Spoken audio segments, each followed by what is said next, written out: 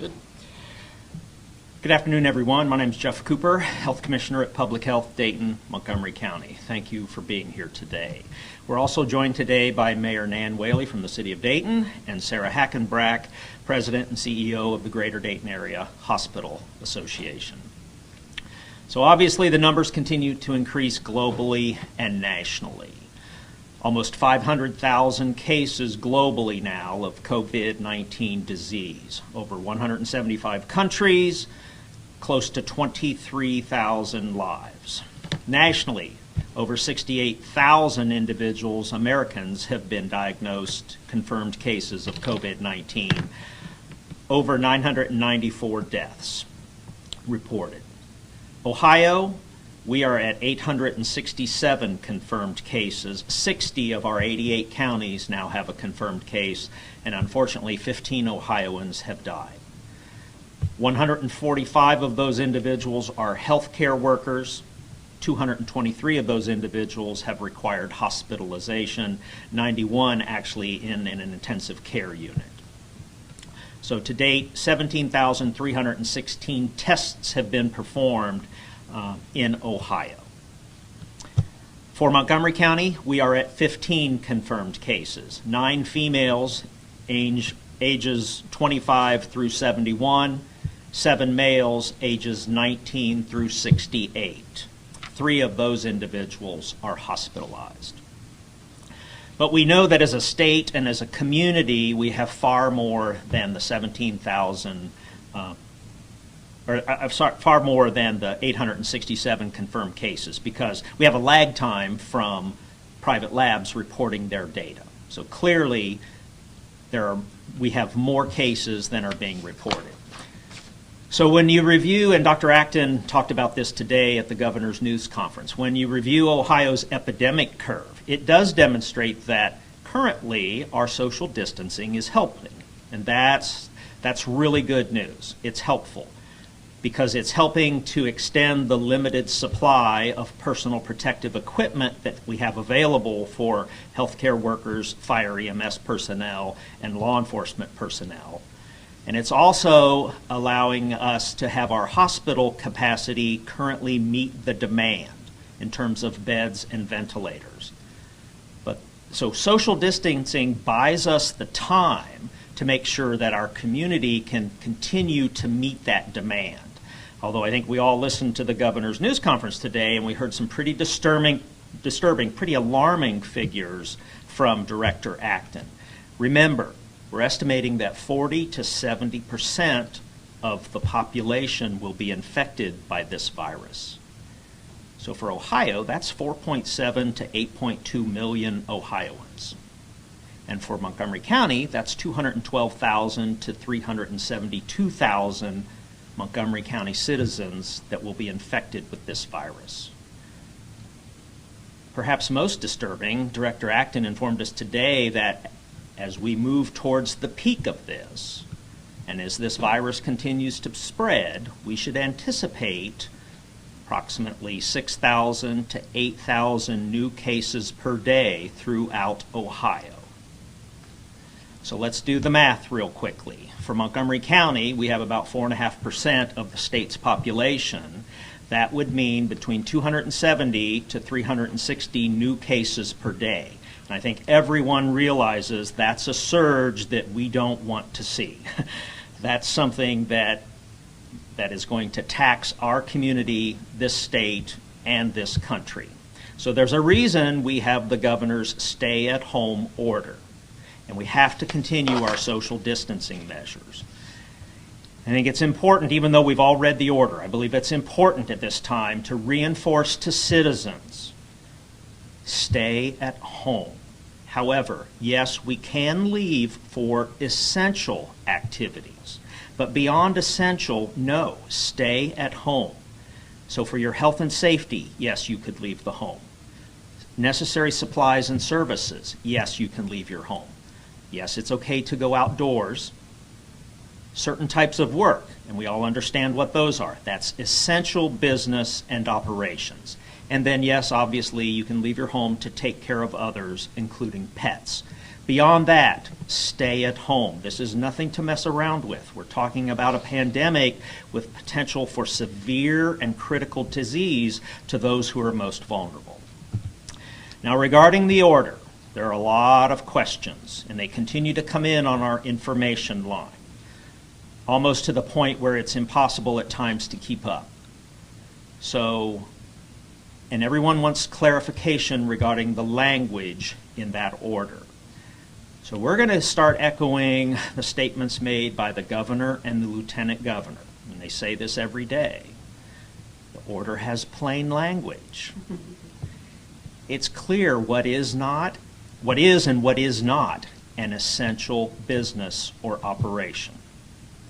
It is clear to us what is essential and non-essential. So we're simply telling you as a business and as an operation, use good judgment in your decision making.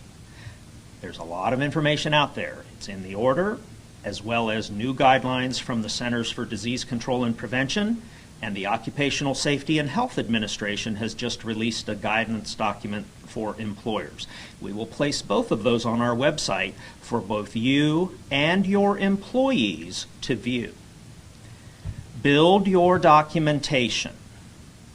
There are requirements in the order. Item 15, specific things that you must do regarding social distancing in the workplace. And then item 18, a checklist. And that checklist says you're working from home for your essential employees to the extent possible. You're monitoring your employees for illness.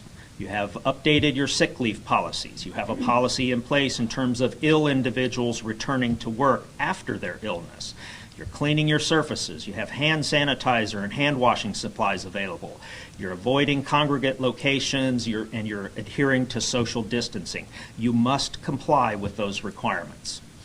So, and I think equally important, you must be able to document that you've communicated your plan and your information to your employees. So we will be contacting you regarding the complaints that we've received from your employees, and we are going to be asking for that information. So we strongly suggest that you have that documentation available. Obviously, as each day goes by, we receive further clarification from the Ohio Department of Health and the governor's office in terms of decisions that have been made on essential versus non-essential. And some updates, obviously, all places of public amusement, including country clubs and social clubs, those are non-essential. Operations must cease. We are informed today that golf courses and golf clubs are non-essential, and those operations must cease. Car washes, non-essential. Vape shops, tobacco, and cigar shops, non-essential. And pet grooming locations, non-essential. We're continuing to revisit all of the information in that order and making sure that as we receive clarification, we communicate that to our citizens. And then lastly, from Public Health, beginning Monday, March 30th, our sexually transmitted disease clinic, immunization clinic, tuberculosis clinic, and refugee clinic will be having reduced hours. We will be open Monday through Friday from 8 to noon. And those visits are by appointment only. So please call 937-225-4550 to schedule an appointment. And please remember that public health does not diagnose, test, or treat for COVID-19 disease.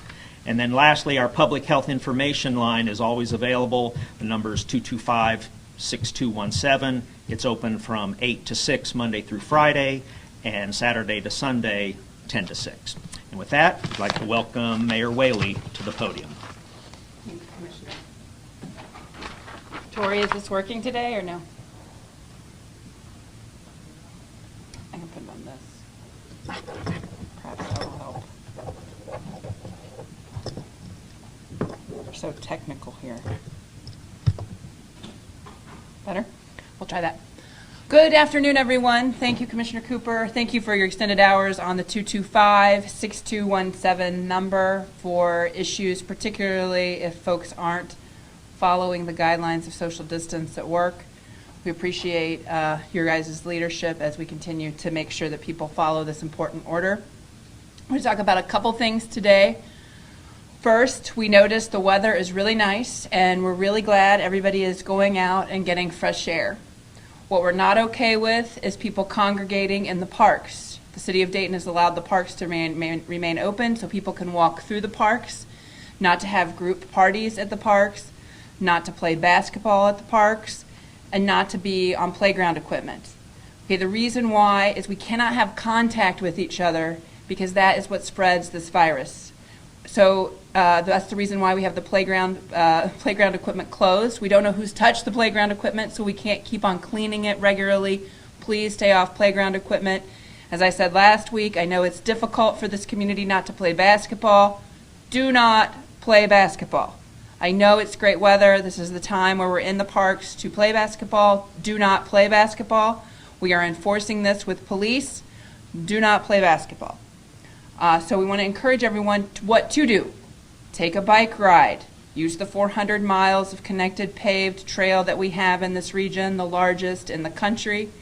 Take walks. You can walk with your significant other or family members. Stay, again, 6 feet in social distance from anyone you run into. I know that's very busy. My husband and I have been walking every single evening, see most of Dayton on these trails. We're happy that you're doing that. Continue to do that to get exercise, especially on these sunny, bright days. Do not play basketball. Okay, the second thing I want to talk about is the governor intimated this afternoon that he is going to sign the legislation that was passed by the state legislature. There's lots of important actions that are underway for that, particularly for local governments to be able to continue to move forward. I don't want to talk about that today. What I do want to talk about is election.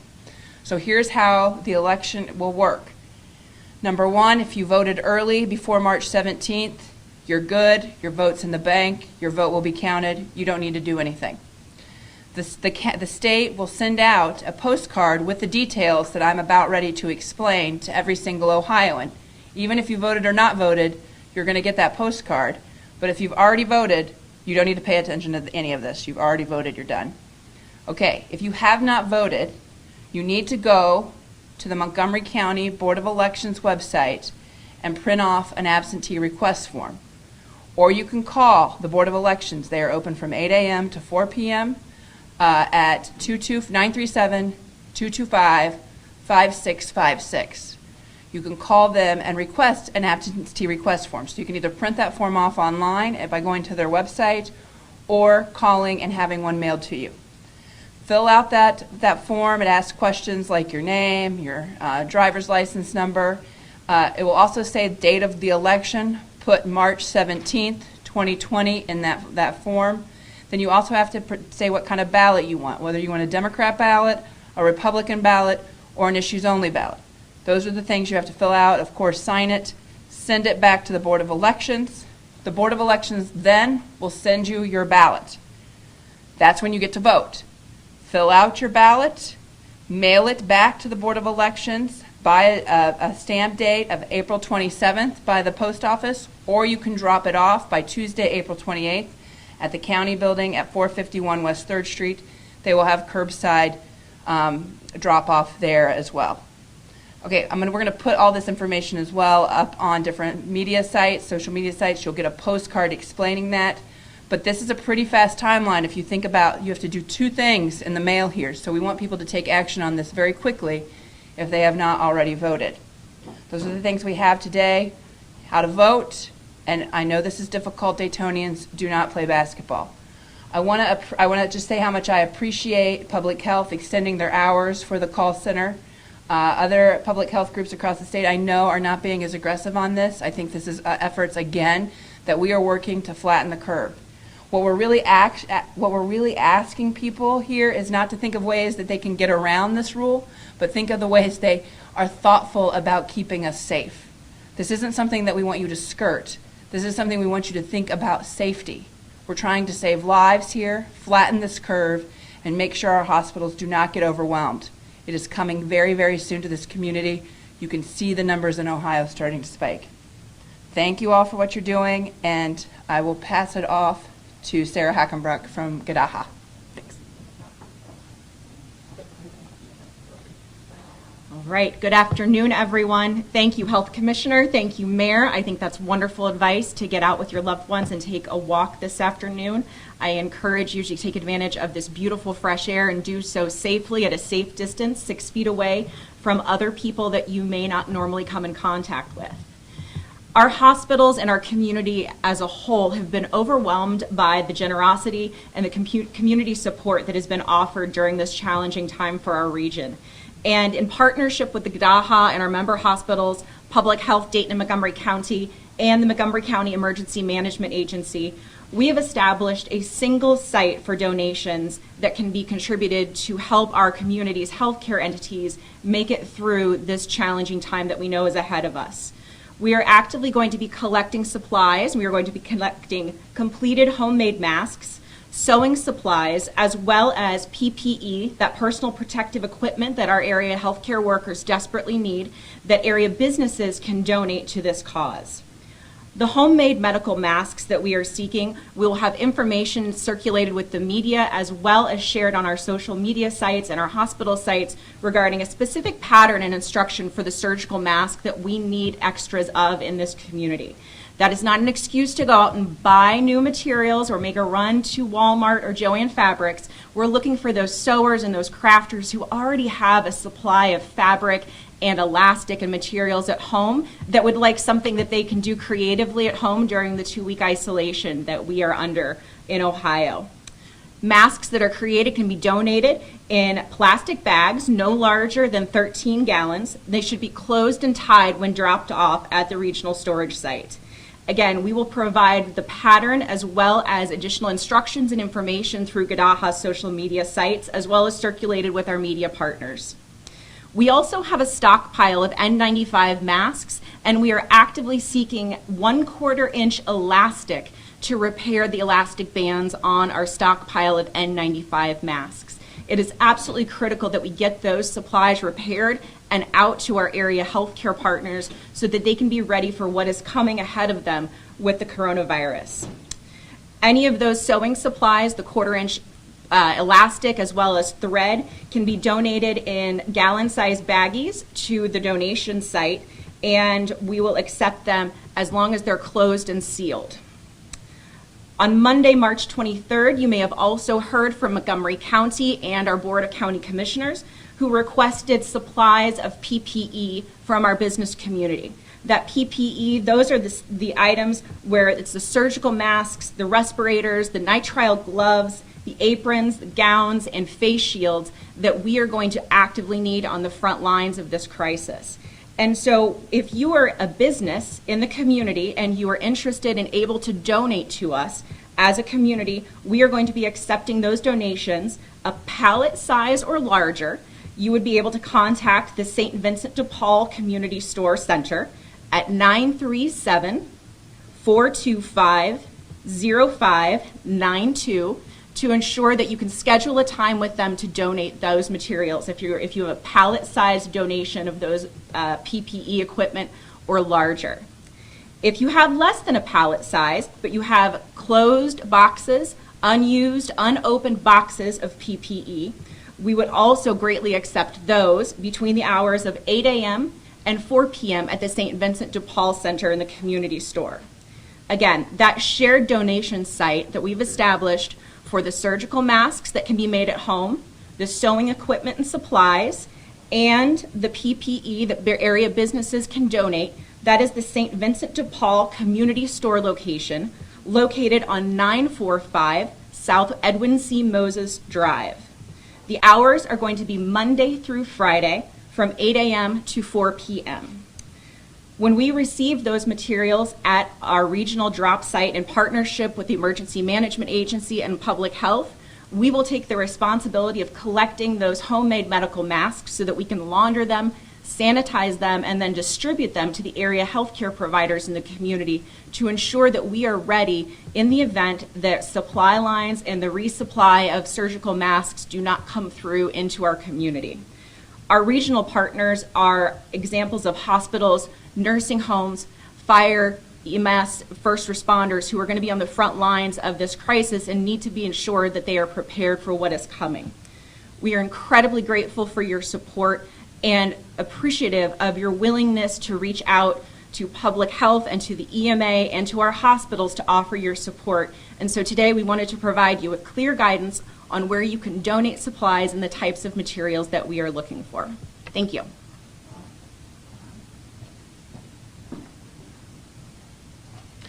Are there any questions? So do you have a number at all on the non-essential businesses that you guys had to investigate this week? So the question is, do we have a number on the non-essential businesses? We do not have the number. I can tell you that we have a list of approximately, well, as of yesterday, over 100 entities that employees were calling in about, and we're still walking through looking at the order to try to determine are they essential versus non-essential. So that number obviously grew from yesterday to today. So as of yesterday, over 100. I have a question. I'm not sure if you're going to be able to answer this, but we are getting calls from people who have expired driver's licenses and they can't get their prescriptions. Is there anything these people can do to get the medicine that they need? Wow. Can we get back with you? We'll get back with you. Yeah. We'll check on that. Yeah. Thank you for that. My only question is really just for Nan. You were kind of talking about how the police are going to get involved with people playing basketball and stuff like that, but I was just walking around Riverscape, and I mean, there's what congregations of people everywhere. I mean, are police going to have to start getting involved, do you think? Yes, I do think so. I mean, we don't want to use our police resources this way, right? But we have to get people to follow the governor's order of the 6-foot distance. And so this congregation has got to stop. We're asking Daytonians to not do it. We know the weather is great. Absolutely get out. But we can't have basketball games, and we can't have parties in the park, and we can't have more than 2 people really standing together. Great.